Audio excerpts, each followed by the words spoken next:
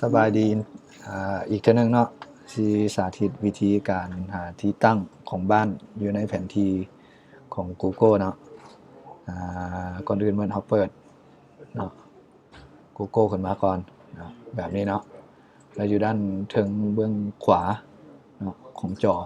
มันจะมีเป็นปุ่มแบบนี้ให้คลิกเข้าไปเนาะมันจะมีคำว่า Map อยู่ในหมายถึงแผนที่เนาะเรากดเลือกตัวนี้นั้นโปรแกรมมันนี่เปิดขึ้นมาเป็นแผนที่ให้เรานะอันนี้เป็นแผนที่เวียงจันทน์เพราะว่าตอนนี้อยู่เวียงจันทน์เนาะการที่ว่าถ้าอันนี้มันเป็นแผนที่แบบรูปแต้มถ้าว่าบางเทื่อน้องอาจจะมีความยุ่งยากในการซ่องหาที่ตั้งบ้านอยากเปลี่ยนเป็นแผนที่ดาวเทียมเนาะให้น้องมาเลือกเอาตัวนี้เพราะว่าสามารถเปลี่ยนเป็นดาวเทียมได้เนาะ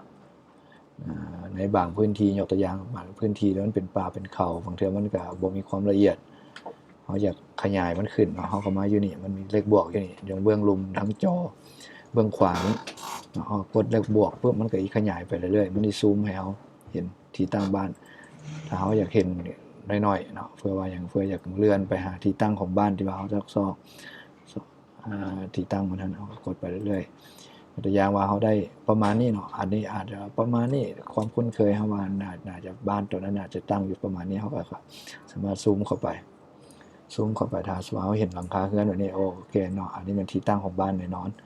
เนาะแล้วเราอยากเอาที่ตั้งของบ้านเอาตัวเลขที่ตั้งของบ้านนี่พยายามเอาอยู่ใจกลางของบ้านเนาะก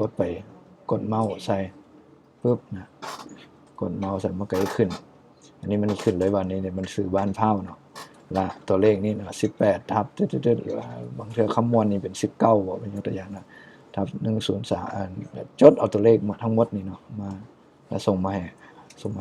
เนาะหวังว่าคือสิบ่ยากหลายเนาะเพราะว่าบ้านทุกบ้านพวกน้องอาจจะเคยไปมาแล้วลองเบิ่งเนาะถ้ามีปัญหาหยังแล้วค่อยล้มกันอีกได้ป่ะทีเนี้ยมี